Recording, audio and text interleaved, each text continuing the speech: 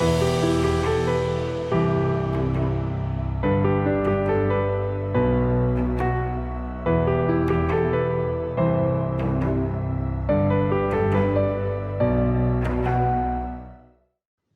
nuestro amado grupo de interpretación profética les enviamos un abrazo afectuoso. Agradecemos al Señor por el privilegio de compartir su palabra. Hoy estamos en la hora 10 de interpretación profética. El tema es la segunda venida.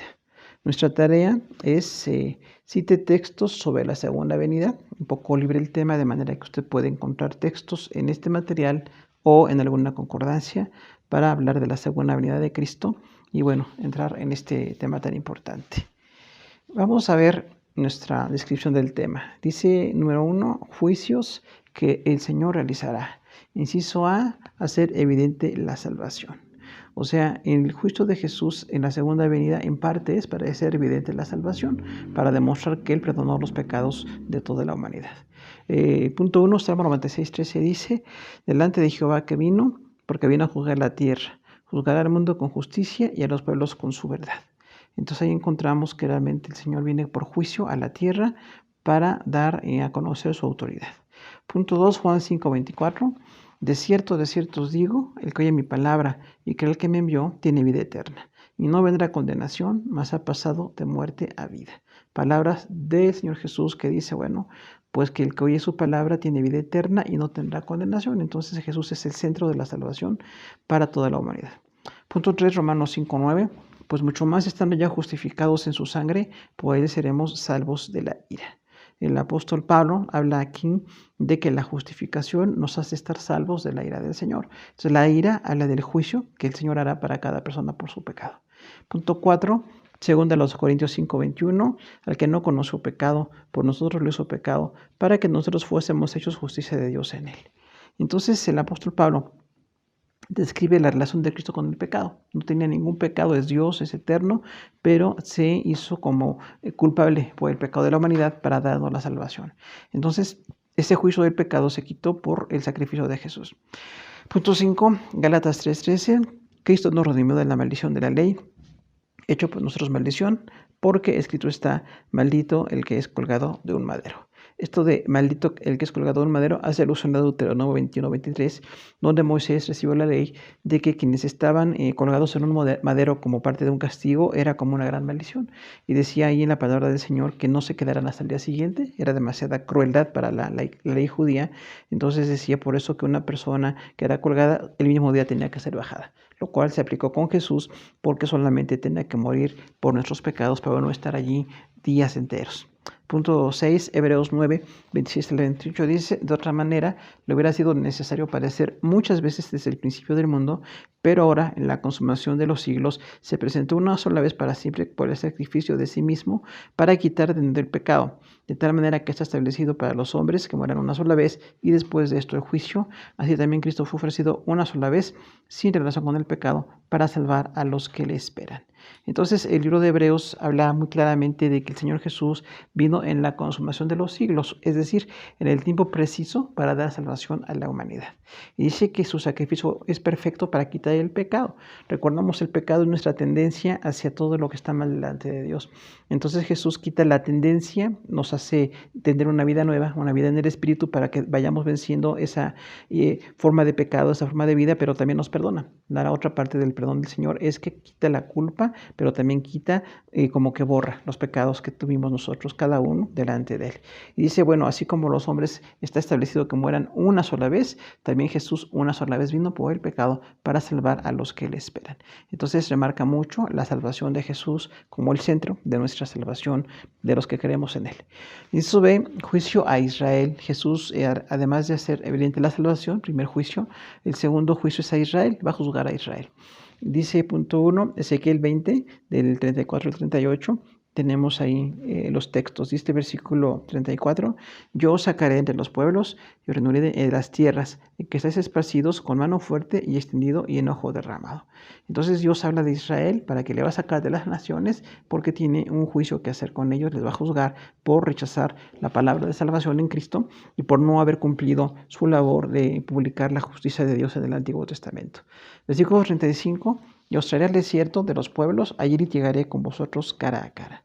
Entonces es interesante que Ezequiel habla a Israel y dice que Dios va a litigar. Es una palabra como legal, así de una pelea legal, litigar contra alguien. Dice, voy a litigar con ustedes cara a cara. Entonces va a ser un juicio personal del Señor para cada persona. Versículo 36 dice, como litigué con vuestros padres en el desierto de la tierra de Egipto, así litigaré con vosotros, dice Jehová el Señor. Entonces Dios habla de cuando Israel salió de Egipto y en el desierto fueron juzgados por su falta de fidelidad, por su falta de constancia y de fe en las cosas de Dios.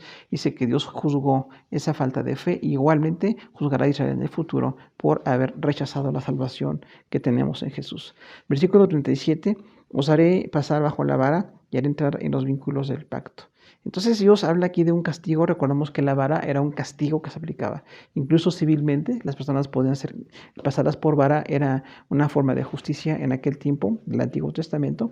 Aún en el Nuevo Testamento también se daba esto. Pero ahí dice que esa vara representando el juicio, como el castigo por el pecado personal. Versículo 38, y apartaré de entre vosotros a los rebeldes, a los que se rebelaron contra mí, de la tierra de sus peregrinaciones, los sacaré, mas la tierra de Israel no entrarán, y sabréis que yo soy Jehová. Entonces hace como una eco a lo que pasó en Israel cuando solamente Josué y Caleb que querían entrar a conquistar Canaán y los otros 10 espías no quisieron y todo el país no quiso entrar a conquistar y estuvieron 40 años en el desierto. Entonces dice el Señor aquí, estuvieron en peregrinaciones, estuvieron de un lugar a otro, en lugares desérticos, con muchos riesgos, con mucha complicación por la falta de fe que tuvieron. Dice Dios, voy a juzgar a los rebeldes. Entonces Dios tiene este juicio del Señor Jesús en su venida para Israel por la rebeldía de cada persona. Punto 2, Zacarías 13, 8 y 9 dice, y acontecerá en toda la tierra, dice Jehová, que las 2/3 partes de ella serán cortadas y se perderán, pero la 1/3 parte quedará en ella, y meteré en el fuego la 1/3 parte y los fundiré como se prueba el oro. Invocará mi nombre y yo le diré, pueblo mío, y él me dirá, Jehová es mi Dios. Entonces Dios habla aquí de ese juicio intenso para poder quitar el pecado, para poder llamar a la salvación, y dice que va a ser como un gran juicio, y habla ahí, entonces dice, 2/3 partes de la tierra se perderán. Habla del tiempo de la gran tribulación, donde habrá un juicio muy fuerte para Israel, porque específicamente allí tienen que confrontarse con la circunstancia de no haber recibido a Jesús como Salvador. Punto 3, Zacarías 14:4, y se afirmarán sus pies aquel día sobre el monte de los olivos que está frente a Jerusalén al oriente. Y el monte de los olivos se partirá en medio hacia el oriente y hacia el occidente, haciendo un valle muy grande, y la mitad del monte se apartará del norte y la otra parte hacia el sur. Entonces, Zacarías 14, tenemos ahora el texto que dice que en el monte de los olivos empezará el juicio para Israel. Cuando Jesús venga al monte de los olivos y empiece a reinar desde Jerusalén, primeramente también va a juzgar a Israel por su pecado personal. Punto 4, Malaquías 3, 2 al 5, dice, ¿quién podrá soportar el tiempo de su venida? ¿O quién podrá estar en pie cuando se manifieste? Porque él es como fuego purificador, como jabón de lavadores, y se sentará para afinar la plata, porque limpiará a los hijos de Leví y los afinará como a oro, como a plata. Traerán a Jehová ofrenda en justicia y será grata ofrenda para Jehová. Y de Judá y Jerusalén, como en los días pasados y como en los años antiguos.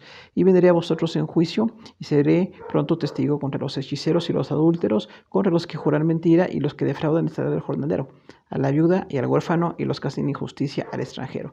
No tener temor de mí, dice Jehová de los ejércitos. Entonces Malaquías añade aquí una lista de pecados.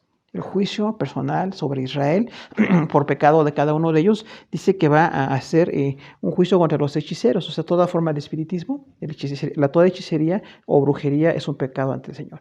El adulterio, pecado sexual, una infidelidad del matrimonio, habla mucho también del adulterio como un pecado que nos separa de la comunión con Dios. Dice, y los que juran mentira, o sea, toda la gente que ve mentira, que es algo así impresionante, el número de personas que se les hace fácil mentir, y la mentira es un pecado delante del Señor.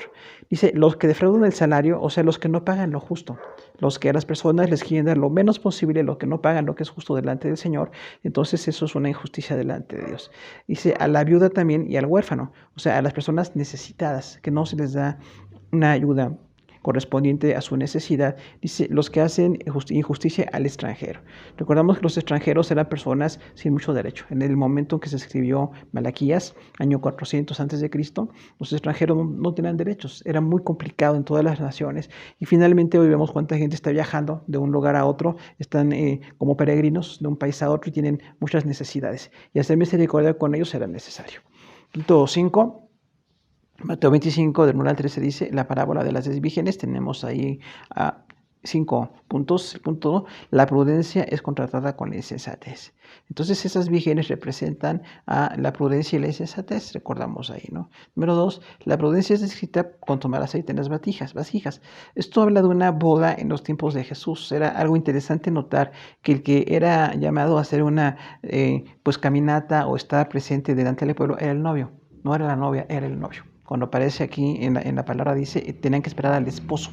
Es algo muy cultural de ellos, y cuando llegaba el esposo al lugar donde iba a hacerse la boda, tenían que estar preparadas las personas con aceite, porque las fiestas pueden durar varios días. Entonces, cuando llegaba la noche o había alguna necesidad, todos llevaban aceite, pero quienes no tenían aceite representan la falta de compromiso con Dios. El esposo tardó, punto 3, todas durmieron, pero las sensatas estaban preparadas. Entonces, en esta parábola de las 10 vírgenes, que es muy descriptiva de Israel, que tiene que estar preparado, atento para estar con el Señor, así como las vírgenes sensatas tenían aceite en sus vasijas, o sea, se prepararon, hicieron lo que era necesario para estar bien sin no tener ninguna necesidad. Habla ahí entonces de que los judíos tenían que estar recibiendo a Jesús y no tener el descuido espiritual como pasó, o tener una falta de fe en las cosas de Dios. Punto 4 dice, las insensatas pidieron aceite, pero las sensatas no podían compartir. O sea, es tan personal la salvación con el Señor que es una narración posiblemente muy cercana al día en que Jesús la dijo, pero dice que entonces las personas que no eran sensatas, las mujeres no sensatas, pedían aceite a las que sí tenían, pero las que tenían aceite, si les daban a las que no tenían, se iban a quedar también sin aceite, siendo sensatas, habiéndose preparado.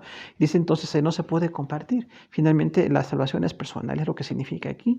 Nadie puede ser salvo por otro. Cada persona tiene que estar en Cristo y recibir la salvación y estar preparado como las vírgenes sensatas. Las insensatas quedaron fuera de las bodas cuando el Señor llegó.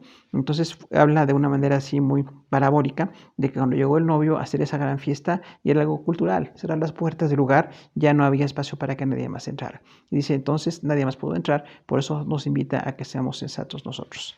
Punto 6, Mateo 25, 14 al 30, la parábola de los talentos.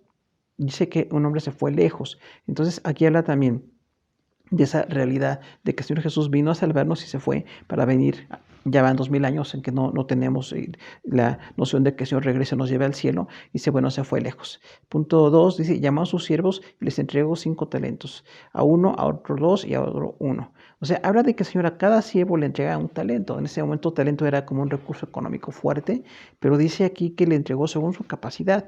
El que tenía 5, pues tenía mucha capacidad para negociar con eso. El que tenía 2 era una capacidad regular, y el que tenía un talento era menos capacidad, pero todos tenemos capacidad. Aquí dice la palabra, no sé, no hay nadie que pueda decir que no tiene talentos para servir al Señor. Punto 3 dice, a su regreso, el Señor arregló cuentas con sus siervos. Entonces recordamos aquí que el Señor Jesús se fue, nos ha dado 2000 años de historia en que hemos predicado, la iglesia ha estado a veces con mucha persecución, a veces ganando gente, a veces pues no pudiendo hacer la obra que tenemos que hacer, pero Dios arreglará cuenta con cada uno. Dice ahí, a cada siervo le va a llamar cuentas. Dice, los que recibieron 5 y 2 talentos lo duplicaron. O sea, estas personas representando la gente responsable delante del Señor, dice que fueron y negociaron. En ese momento como con banqueros, dice en algún contexto más, y al negociar con banqueros como un préstamo, como una inversión, pues entonces se duplicaba el dinero. Tardaba un poco de tiempo, pero había una duplicación del dinero. El que tenía 5 y 2 talentos, eso hicieron, los duplicaron. Pero el que recibió un talento lo enterró, acusó al Señor de que era injusto, y dice que cosechaba donde no sembraba y no ganó nada. Habla de la persona que no tiene disposición para servir, la persona que no tiene disposición para hacer algo en el reino de Dios, porque si estamos en Cristo tenemos muchos talentos, tenemos oportunidades, algo para hacer en la obra de Dios. Solamente el que no quiere hacer nada, entonces no tiene ese premio de, pues cuando el Señor venga, que le dé una recompensa. Dice que el Señor respondió al mal siervo, le reprendió, y el talento fue añadido al que ganó 5. Entonces habla aquí muy claramente para Israel de estar atentos, así como alguien que tenía que negociar, que tenía que duplicar la ganancia para su amo. Nosotros también vemos ahí que Israel pues no tuvo la capacidad, pero es un principio espiritual para todos, también para la iglesia, que dupliquemos con el talento que se nos ha dado. El tercer juicio que hará Jesús es contra las naciones, el juicio de las naciones. Dice punto 1, Isaías 34, 1 y 2, acercaos naciones, juntaos para oír, vosotros pueblos escuchad. Oiga la tierra y construye en ella, el mundo y todo lo que produce, porque Jehová está irado contra todas las naciones e indignado contra todo el ejército de ellas. Las destruirá y las entregará al matadero. Entonces aquí habla de un juicio a todas las naciones, o sea, los grupos étnicos que ha habido, porque a todos se les ha dado la oportunidad de vida.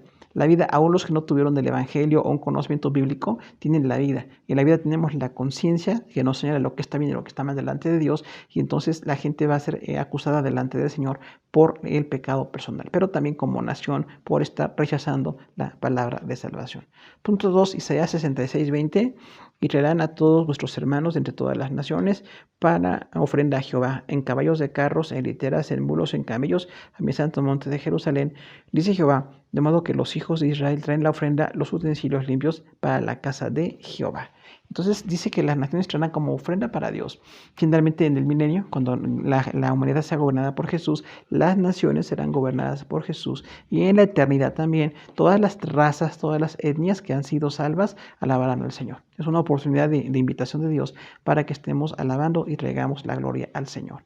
Punto 3, Joel 3, del 1 al 16, tenemos algunos puntos, tenemos 6 puntos. El título es Juicio de Jehová sobre las naciones. Primer punto, hará volver a Judá de la cautividad. Entonces Joel dice que Judá va a regresar de la cautividad. Recordamos que estaba Joel poquito antes del cautiverio de Israel y estaba previendo también de Judá. Y dice, bueno, este cautiverio no va a acabar con la nación, van a regresar. Eso es algo profético.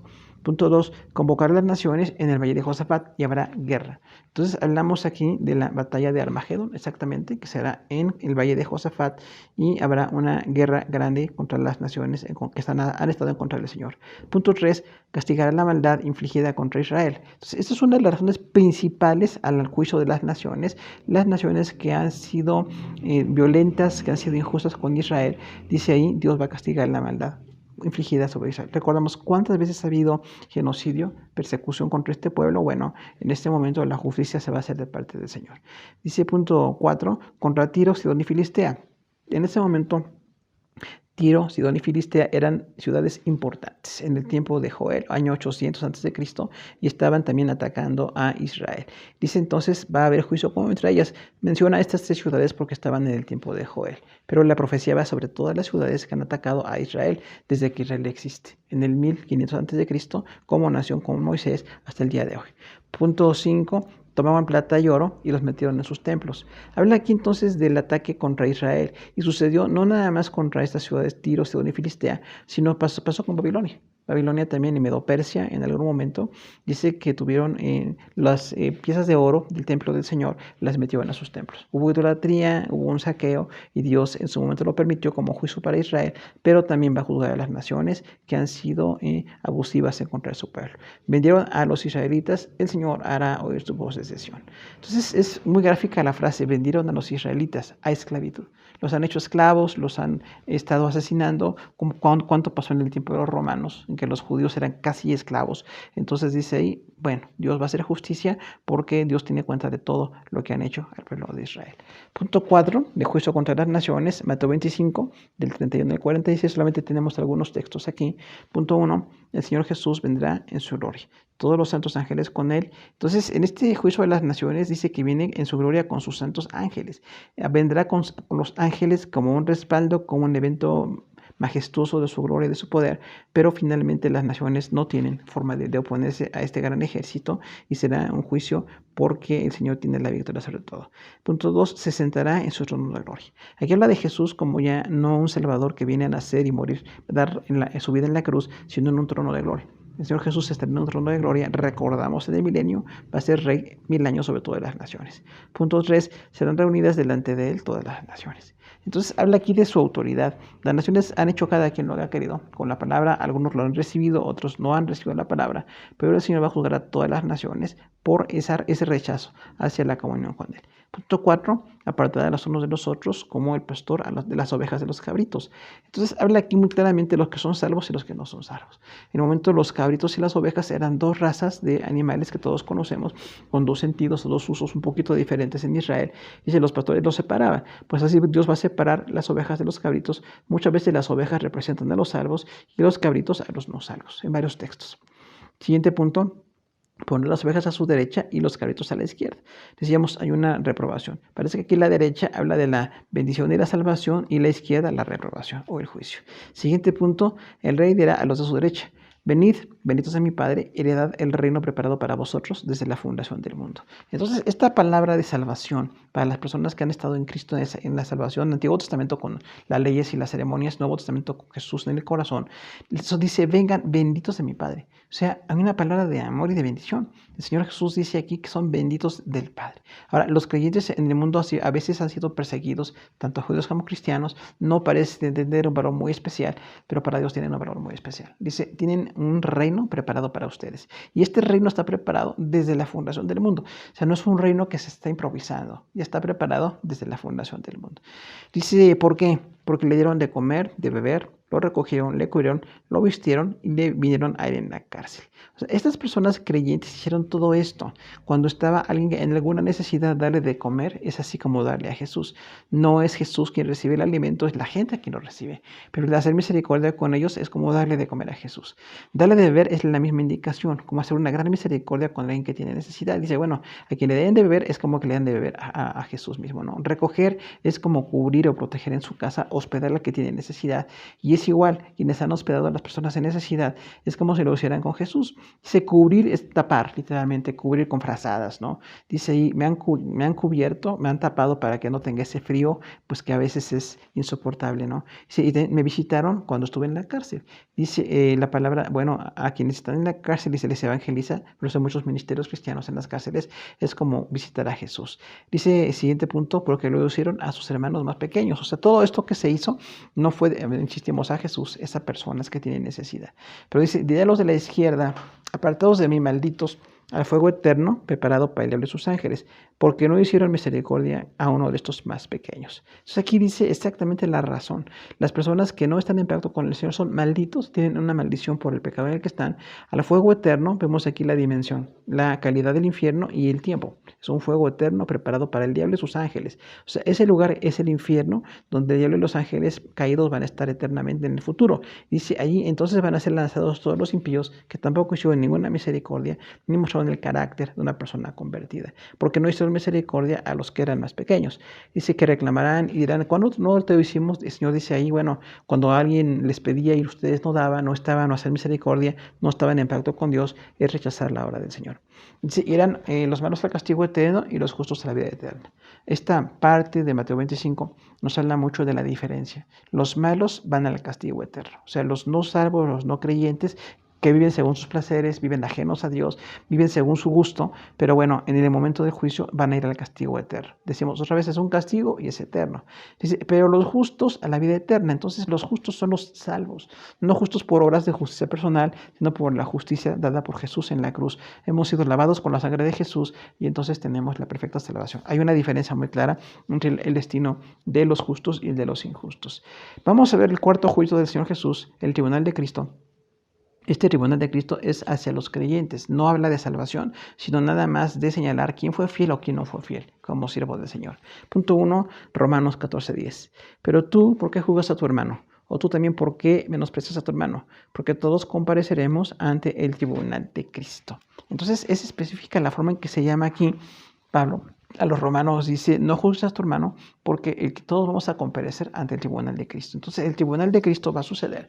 Decimos, durante la gran tribulación, cuando en la tierra está la gran tribulación, los 7 años de la gran tribulación, en el reino del Señor, en el cielo, estamos en el tribunal de Cristo y en las bodas del Cordero. Pero parte del tribunal de Cristo es ese juicio a la persona, a cada creyente, por la obra que hizo o no hizo delante del Señor. Dice el punto 2, 1 Corintios 3, del 12 al 15, y si sobre fundamento alguno edificare oro, plata, piedras preciosas, madera, heno, hojarasca, la obra de cada uno será manifiesta, porque el día la declarará, pues por el fuego será revelada, y la obra de cada cual, la cual sea, el fuego la probará. Si permaneciere la obra de alguno que sobreedificó, recibirá recompensa. Si la obra de alguno se quemare, sufrirá pérdida, si bien él mismo será salvo, aunque así como por fuego. Este texto es muy descriptivo de lo que es el tribunal de Cristo, porque dice que en el fundamento que es la salvación o la obra de Dios, edifican oro. Imagínense así como hacer una obra que cuesta oro. Es algo así muy dedicado. Grandes hombres y mujeres de Dios que han hecho una obra extraordinaria. Bueno, han hecho una obra de oro. O plata, otro metal también precioso, muy costoso.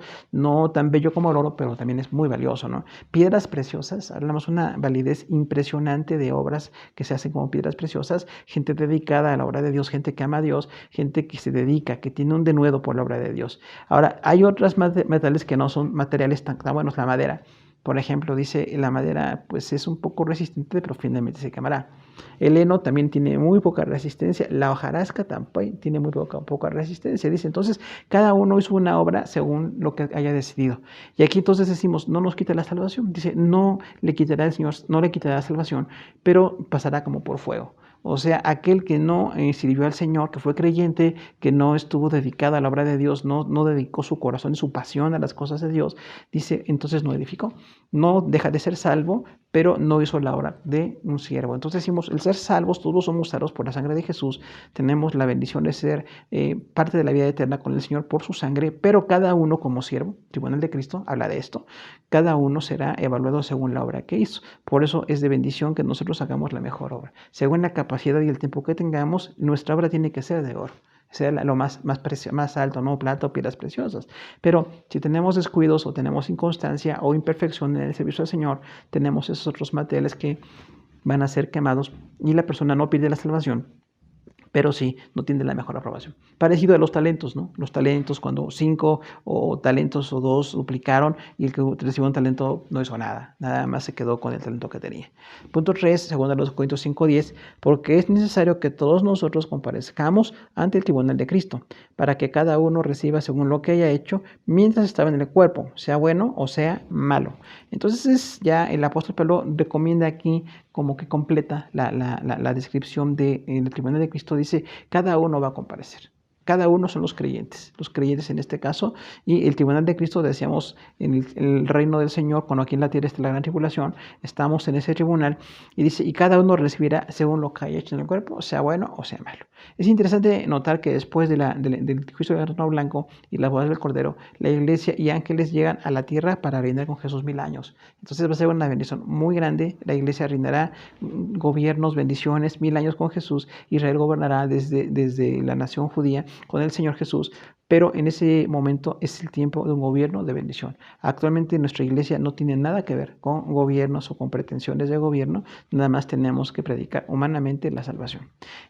Otro juicio de Jesús era contra los ángeles caídos, dice punto 1, Isaías 14, del 1 al 9. El escarnio contra el rey de Babilonia es una referencia a Satanás, el principal ángel caído, dice, para el opresor, quebranto al que hería a los pueblos con furor. Punto 2, el Seol se espantó, gusanos lo cubrirán. Punto 3, los príncipes y reyes de la tierra harán voces por su debilitamiento. Punto 4, su soberbia y el sonido de sus arpas descenderá al Seol. Punto 5, será cortado de la tierra que debilitaba a las naciones. Punto 6, dijo, subiré a lo alto, junto a las estrellas de Dios, levantaré mi trono, en el monte del testimonio me sentaré, a los lados del norte, sobre las nubes y las alturas estaré y seré como el Altísimo. Siguiente punto, será derribado a los lados del abismo. El siguiente punto dice también, dirán, hace temblar a la tierra, trastornaba los reinos, puso el mundo como un desierto, asoló las ciudades. Y a sus presos nunca abrió la cárcel. Y siguiente punto, echado en sepulcro como vástago abominable. Y el último punto, como vestido de muertos, como cuerpo muerto hollado. Entonces, este juicio contra el rey de Babilonia, está diciendo Isaías en ese momento que Babilonia era un imperio fuerte, es como que el rey se hizo tan soberbio que pensaba que era invencible, pero las características de ese rey tiene alguna pues referencia como que está haciendo tipo de Satanás también, porque finalmente el rey de Babilonia no pasó por todo esto, no dijo todo esto, subiré a lo alto, a las estrellas de Dios fue algo que dijo Satanás, según otros textos que tenemos ahí. Y dice también entonces que tiene un debilitamiento porque era fuerte y gobernaba en el mundo, tenía todo quebranto, toda fortaleza, pero va a descender y dirán de él, tú también, no, tú que nos derribabas vas a ser derribado. Así es este juicio contra Satanás. Y cuando dice como vástago abominable, habla entonces alguien que no tiene ningún atractivo, no tiene nada de grato delante del Señor. Y serás hollado como un cuerpo muerto. Entonces, pues Satanás tiene en futuro, en la eternidad, en el tiempo para nosotros futuro, tiene un tiempo de juicio terrible. Pero pues solamente Dios tiene sus tiempos y tiene la autoridad. Otro texto que habla de otra reino humano es Ezequiel 27, 3, 12 y 14 al 30. Dice la profecía contra Tiro. Dice, dejó de ser perfecta hermosura, gran riqueza, comercio contra naciones, caerá el estrépito, temblarán las costas, harán gritos, amargura y luto. Entonces, ese es algo muy interesante porque tanto Isaías como Ezequiel están hablando en el tiempo muy cercano al cautiverio de Israel. Pero estos reyes que se hacían como muy fuertes en ese momento, el rey de Tiro en este momento, dice, vas a ser con tu perfecta hermosura, va a dejar de ser la hermosura que tienes. Entonces Satanás, decíamos, tiene una hermosura, es un atractivo, un engaño, una fascinación hacia la gente que no conoce de Dios. Tendrá una gran riqueza, que dice que tenía mucho comercio con naciones, habla del rey de Tiro, en el ley de Ezequiel, tiempo de Ezequiel, pero también esa riqueza que maneja Satanás con la forma de instigar a la gente a una falta de amor, a una falta de misericordia, y dice, bueno, hará un estrépito, o sea, un gran ruido, caerán a las costas y habrán gritos, amargura y luto para este rey de Tiro. Y dice, capítulo 28, continúa la profecía del rey de Tiro, Ezequiel 28, del 1 al 19. Se enalteció su corazón, dijo, yo soy un Dios, en el trono de Dios estoy sentado en medio de los mares, siendo tú hombre y no Dios, y has puesto tu corazón como Dios. Se cree sabio, porque por sus connotaciones multiplicó riquezas. Siguiente punto, Dios hará que sea derrotado, era el sello de la perfección. Siguiente punto, lleno de sabiduría, acabado en hermosura, estuvo en el Edén. Entonces, esta descripción al rey de Tiro es muy conocida en cuanto a cómo tiene una coincidencia con Satanás. Si era un rey, un hombre muy violento contra Israel en ese momento, en la profecía de Ezequiel, año 600 a.C., pero no nada más fue Tiro, sino que es una profecía de doble referencia, se dice, ¿no? O sea, para el rey de Tiro en ese momento cumplió algunas de estas soberbias y de esta riqueza, pero hay algunas referencias que se hablan más de Satanás, ¿no? Cuando dice que se enalzó su corazón, recordamos que Satanás era un arcángel principal, un arcángel que estaba al servicio de Dios, cercano al trono de Dios, al servicio del trono de Dios, pero se sintió muy semejante a Dios. Pensó ser igual que Dios, incluso superar a Dios. Y dice, y entonces pues vino su juicio a su corazón. Se cree muy sabio. Recordamos mucho que Satanás tiene una malicia desde que tentó a Eva, y toda la malicia que ha estado en la historia del hombre, hay una sabiduría y una malicia terrible. Entonces no es un hombre, es este Satanás también en la segunda referencia, ¿no? Dice que con contrataciones multiplicó riquezas, o sea, sí habla de comercio y de una riqueza humanamente incalculable, pero que finalmente pues va a ser derribado por su soberbia. Dice, será desterrado, era un sello de perfección. Esto del sello de perfección no se puede aplicar al retiro, porque ningún hombre es perfecto, solamente Dios es perfecto, y los ángeles que les da cierta perfección, como tenía Satanás. Dice, eras un sello de perfección, pero caíste en ser lo peor. Estabas acabado de hermosura, pero estabas en el Edén también cuando Dios creó. Dice algo más, la vestidura de piedras preciosas era un querubín grande y protector.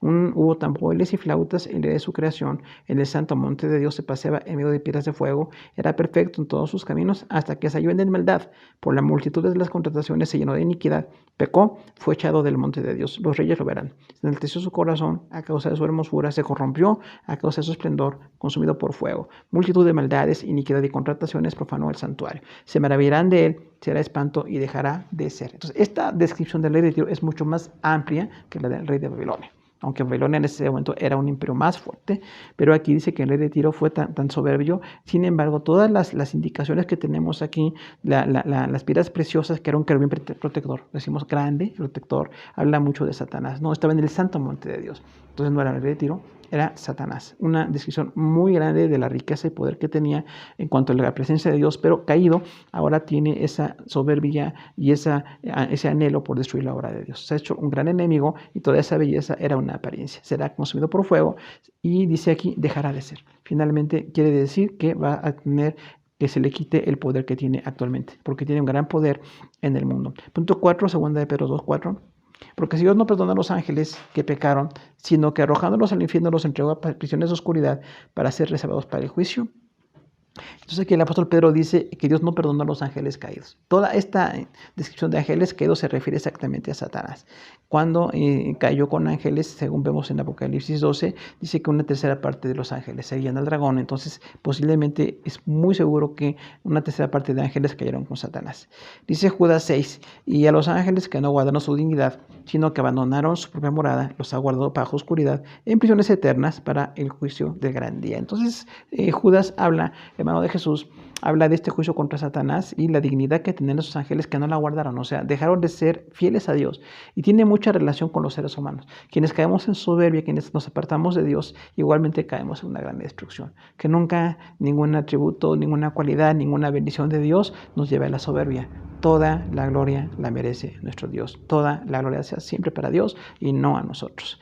Dice Apocalipsis 20:10, el diablo y los que los engañaban fue lanzado en el lago de fuego y azufre, donde estaban la bestia y el falso profeta, y serán atormentados día y noche por los siglos de los siglos. Este es el fin de Satanás. Igual los ángeles caídos van a estar eternamente castigados por Dios. Descripción de la segunda venida de Jesús, nuestro segundo tema que tenemos en este momento. Punto 1. Daniel 2, 34 al 45 dice, estaba mirando hasta que una piedra fue cortada no con mano, hirió a la imagen en sus pies de hierro, barro cocido y los desmenuzó. La piedra fue hecha un gran monte que llenó la tierra. Entonces, esta es la descripción del sueño de Nabucodonosor que interpretó Daniel. Entonces, dice exactamente qué pasó con esa imagen que vio Nabucodonosor como sublime, como un hombre así con metales preciosos. Y bueno, dice, esta imagen va a ser derribada por Dios. Representa los gobiernos humanos. Hemos hablado mucho ahí, Babilonia, Medo-Persia, Grecia, Roma y el quinto imperio que es el anticristo en el futuro, ¿no? Entonces, ahí habla de esos reinos que van a ser quitados. Y dice algo importante, una gran piedra los va a derribar. Esa gran piedra es Jesús, según vemos en Daniel. Y dice, los va a desmenuzar, porque va a pegar en los pies, y los pies son de barro cocido y hierro. Habla actualmente de las democracias, ¿no? Que no hay una unidad perfecta. Parece que hay unidad, sin embargo, en el fondo no hay unidad. En el fondo hay división. 2.2, Mateo 24:3. Y estando sentado en el monte de los olivos, los discípulos se le acercaban aparte diciendo, dinos, ¿cuándo serán las cosas? ¿Y qué señal habrá de tu venida y del fin del siglo? O sea, de esta venida de Jesús, aún los apóstoles le preguntaban a Jesús, y Jesús dice que les respondió, no les toca conocerlo todo, pero habló de algunos detalles. Punto 3, Mateo 24, 30 y 31.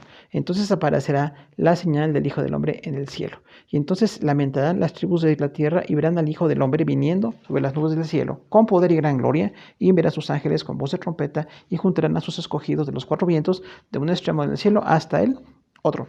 Entonces habla aquí claramente de cuando Jesús viene en esta venida para dar juicio en la tierra, al acabar la gran tribulación. Dice, le van a ver. Todas las tribus de la tierra van a ver a aquel al que crucificaban, al que mataron, y él es el rey. Y en ese momento viene a gobernar con las nubes del cielo, dice, viene del cielo, con sus ángeles, con sus santos para gobernar en la tierra con poder y gloria. Dice, y enviaré a sus ángeles con gran trompeta para que junten a los escogidos de un extremo del cielo hasta el otro. Hay bendición para los escogidos que son los fieles. Los escogidos aquí no habla de una elección arbitraria, sino los que han sido fieles. Los escogidos y fieles son los que se dedican a Dios. Punto 4, 1 Corintios 15:23. Dice, pero cada uno en su debido orden. Cristo las primicias, luego los que son de Cristo en su venida. Entonces, aquí el apóstol Pablo describe el orden de la resurrección cuando estemos delante del Señor. Dice, primero Cristo las primicias, el primero que resucitó es Jesús, el Señor que es eterno, que tuvo vida nuevamente, vida eterna porque es Dios, y Él es como el primer fruto. Pero después de Él habrá resurrección de sus santos en varias etapas, como veremos enseguida. Colosenses 3:4 dice, cuando vino Cristo, nuestra vida se manifieste, entonces vosotros también seréis manifestados con Él en gloria. Entonces aquí, hablando a los colosenses, el apóstol Pablo dice, cuando Jesús se manifieste en su segunda venida, gobernar en el milenio y después ya hacia el juicio de Gog y Magog al final del milenio y la vida eterna, separación para bendición eterna o para juicio eterno en el caso de salvos o no salvos, dice, ustedes van a ser manifestados con Él en gloria. Habla entonces de que hay una manifestación de bendición para los salvos. Los salvos tendrán bendición, serán vindicados, serán galardonados por Dios. Punto 6, primera de Tesalonicenses 1:10, y esperar a los cielos al Hijo, al cual resucitó de los muertos Jesús, quien nos libra de la ira venidera. Entonces vemos aquí claramente que Jesús va a librar a la iglesia porque resucitó. Su resurrección nos da la bendición de estar con Él. Punto 7, primera a los Tesalonicenses 2:9 dice, porque cuál es la esperanza o gozo o corona de que me gloríe, no lo sois vosotros delante de nuestro Señor Jesucristo en su venida. Entonces Pablo habla a la iglesia de Tesalónica y dice que eran como una gloria para él. El trabajo del apóstol, la salvación, las misiones, el fortalecimiento de la iglesia era una bendición para el apóstol, dice, en la venida de Jesús. Habla mucho del ministerio, que hay bendición porque Dios nos da la grande misericordia de aquellas personas que se convierten, personas que se discipulan, personas que están bajo nuestro trabajo personal en cada uno de los que estamos en la iglesia. Punto 8.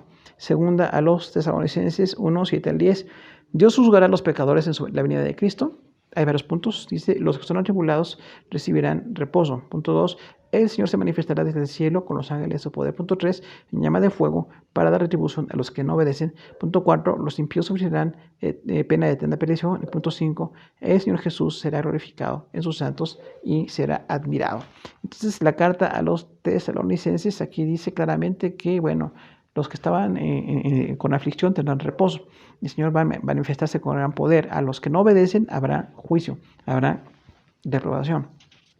Por eso es importantísimo que cada persona empiece a obedecer. Cada persona empecemos a seguir al Señor y a estar en pacto con Él para seguir la obra del Señor. Y dice que el Señor va a ser admirado. Entonces la iglesia admirará al Señor, dará gloria al Señor. Punto 9, Santiago 108.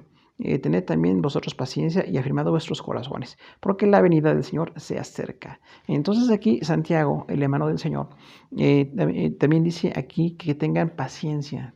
Ustedes, la iglesia, tengan paciencia. Es decir, alarguen el ánimo, no se desesperen, no se debiliten, afirmen los corazones, o sea, tengan más firmeza cada uno en su corazón, porque la venida del Señor está cerca. Entonces, aún los apóstoles decían que el Señor iba a venir muy pronto. No se ven que había 2000 años, por lo menos hasta este momento que estamos predicando nosotros, 2000 años de historia de la iglesia, y la venida del Señor sigue siendo inminente. O sea, en cualquier momento puede suceder. Punto 10, segunda de Pedro 2:16. Porque no os hemos dado a conocer el poder y la venida de nuestro Señor siguiendo fábulas artificiosas, sino como habiendo visto con nuestros propios ojos su majestad. Entonces Pedro habla del testimonio, cuando ellos vieron la majestad de Jesús y la transfiguración de Jesús, y dice Pedro, entonces bueno, no les hemos dado a conocer las cosas del Señor siguiendo fábulas artificiosas. O sea, no son mentiras, no son fábulas, es la verdad. Lo que cada apóstol predicó, desde los 4 evangelistas, Mateo, Marcos, Lucas y Juan, todas las cartas del Nuevo Testamento y hasta el Apocalipsis, todo el testimonio del Nuevo Testamento acerca de Jesús habla claramente de una verdad. Están viendo a Jesús. Pedro, que vivió con Jesús, que estuvo como discípulo físicamente con Jesús, decía, entonces vimos la majestad del Señor. Punto 11, Juan 2:28, y ahora, hijitos, permaneced en Él, para que cuando se manifieste tengamos confianza, para que en su venida no nos alejemos de Él avergonzados. Entonces, el apóstol Juan, con tanto amor que le llama hijitos a la iglesia en su primera carta, dice, permanezcan en Él otra vez. El Señor viene, permanezcan. Esta iglesia no vio la segunda venida. Esta iglesia murieron todos, están esperando en el estado intermedio y no ha pasado para ellos hasta que Jesús venga y se manifieste y glorifique. Pero nosotros hemos tenido el privilegio de ver la historia y de ver cuándo Jesús vendrá. Seguimos esperando. No sabemos cuándo viene el Señor, pero tengamos confianza porque Él se va a manifestar. Dice, y manténganse para que no se alejen del avergonzado. O sea, hay una posibilidad de que la gente que no es fiel y que no está firme en las cosas de Dios tenga como vergüenza. La gente que se aparta, los apóstatas posiblemente, dice allí, entonces no estarán con el Señor. Pero nosotros tenemos la bendición, es la decisión de cada uno, permanecer en el pacto con el Señor. Punto 12, Apocalipsis 6, 16 y 17, los sellos. Los impíos pedirán a los montes que caigan sobre ellos. Hay temor en el día de la ira del Cordero. Entonces, habla Apocalipsis aquí, Juan, el apóstol, de los sellos, en tiempo del juicio de la gran tribulación. Y dice que los impíos pedirán que los montes caigan sobre ellos. En el tiempo de tanta aflicción, tanta angustia, aunque decidieron no creer en Jesús, rechazaban a Jesús, fueron blasfemos contra el Señor, en ese momento querrán morir, y sin embargo Dios permite que haya un tiempo todavía hasta que acabe esa gran tribulación. Ese temor en el día de la ira del Cordero. O sea, este temor de la ira del Cordero habla de Jesús como juez. Recordamos, Jesús es Salvador, es Señor, es Rey, es juez en este momento, porque está juzgando al pecado de cada persona. Punto 13, Apocalipsis 11, versículo 15. El séptimo ángel tocó la trompeta y hubo grandes voces en el cielo que decían, los reinos del mundo han venido a ser de nuestro Señor y de su Cristo, y reinará por los siglos de los siglos. Entonces, Apocalipsis habla, ahí versículo 11, capítulo 11, versículo 15, que un ángel toca la trompeta, la séptima trompeta, de hecho, dice, hay voces, o sea, hay como una conmoción del cielo, y se dice, el reino ha venido a ser de Dios y de su Cristo. Dios el Señor, quien va a reinar, ya ha reinado eternamente, y Cristo, específicamente la segunda persona de la Trinidad, va a reinar 1000 años y después reinará por los siglos de los siglos, el reino eterno en el futuro para nosotros en la ciudad celestial con el Señor. Punto 14, última cita, Apocalipsis 19, 11 al 16, es el jinete del caballo blanco. Dice que su nombre es el Verbo de Dios. Punto 1, Juan vio un caballo blanco, el que lo montaba se llamaba Fiel y Verdadero, y con justicia juzga de pelea. Sus ojos son como llama de fuego. Punto 2, había en su cabeza muchas diademas Tenía un nombre que ninguno conoce, siendo él mismo vestido de una ropa teñida en sangre. Punto 3. Los ejércitos celestiales, vestidos de lino finísimo, blanco y limpio, le seguían en caballos blancos. Punto 4. De su boca salía una espada aguda para herir las naciones, y él las regirá con vara de hierro. Punto 6. Pisa el lagar del furor de la ira del Todopoderoso. Y punto 7. En su vestidura y en su muslo tiene escrito este nombre: Rey de Reyes y Señor de Señores. Entonces aquí el Señor Jesús es descrito como el que viene. La venida de Jesús ahora viene como un gran juez. Dice que verá, Juan lo vio en un caballo blanco. O sea, los caballos blancos eran los caballos de los grandes militares, de las grandes autoridades militares. Entonces, nuestra gran autoridad en todo lo que somos creyentes, judíos y ángeles no caídos, nuestro gran general es Jesús. Él es el Señor y Él merece toda la gloria. Dice, y viene en este gran caballo y dice, Él se llama fiel y verdadero. No puede ser otro, es fiel y verdadero solamente Jesús. Y también se tiene el nombre de el Verbo de Dios. Son varios nombres de Jesús en esta descripción que en el día final va a estar para esa segunda venida con toda su gloria. Con eso que tenía muchas diademas en la cabeza, habla como de coronas, de príncipe. Eso quiere decir diademas. Unas coronas delgadas, que le llama aquí diademas.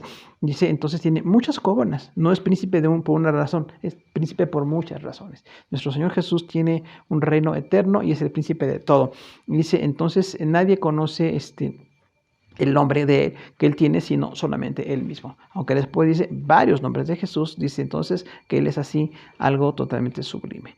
Y los ejércitos celestiales, habla aquí de ángeles, dice, vestidos de lino finísimo y blanco y limpio, le siguen en cabellos blancos. Entonces vendrá, cuando acabe la gran tribulación, con estos ejércitos celestiales, así millares de ángeles, una escena impresionante que han tratado de imaginar muchas personas, de pintar, de tratar de imaginar cómo será. Yo creo que es indescriptible, finalmente, la venida de Jesús, pero será algo glorioso. Dice algo más porque es Jesús. De su boca sale una espada aguda para herir las naciones y la regirá con vara de hierro. Entonces, la espada aguda es la palabra. Jesús gobierna por su palabra. Por eso la iglesia está en su palabra, estudia su palabra, se mete con su palabra, vive por su palabra y predicamos su palabra siempre. Entonces la palabra del Señor es lo que somos llamados a predicar y enseñar. Dice, va a herir a las naciones, o sea, con esa espada, con su verdad, va a reprobar la injusticia de las naciones. Dice, y la regirá con vara de hierro. Hay que notar aquí que en el milenio Jesús no va a gobernar de una manera débil, o decían algunos pusilánime, como de ánimo débil, sino va a regir con vara de hierro. La gente dice, quisiéramos a alguien que gobierne con fuerza. Lo van a tener. Y lamentablemente, al final del milenio, en la batalla de Gog y Magog, la gente, aún con un gobernante santo y perfecto, se rebelarán contra el Señor. Y tratarán de hacer una guerra contra el Señor, una guerra que no dura nada, porque el Señor acaba con esa guerra. Dice, las naciones de la tierra, recordamos, Gog y Magog representa desde el Génesis y en otros profetas mayores algunas naciones que fueron fuertes en algún momento, y habla ahí de naciones en el futuro que serán fuertes y se levantarán contra el Señor. Porque no hay en el hombre fidelidad si no tenemos en el corazón a Jesús. Dice que pisa el lagar del hilo de la ira de Todopoderoso. Recordamos, el lagar era el lugar donde se pisaban las uvas, literalmente para sacar el jugo y hacer el vino. Entonces eso de pisar las uvas también significaba como un juicio. En este momento dice, el Señor pisará el lagar de la ira de Dios y entonces vendrá el juicio de Dios. Y dice otro nombre final, en la vestidura del Señor tiene este nombre, Rey de Reyes y Señor de Señores. Entonces es el Verbo de Dios, es fiel y verdadero, y también es Rey de Reyes y Señor de Señores. Entonces el último, en capítulo 19 de Apocalipsis, donde describe a Jesús en su segunda venida, da varios nombres de Jesús, y de esta manera nosotros vemos pues la gloria del Señor con nosotros. Amados hermanos, pues terminamos nuestra hora 10 de interpretación profética. Seguimos a sus órdenes. Les enviamos un cálido abrazo a todos. Gracias.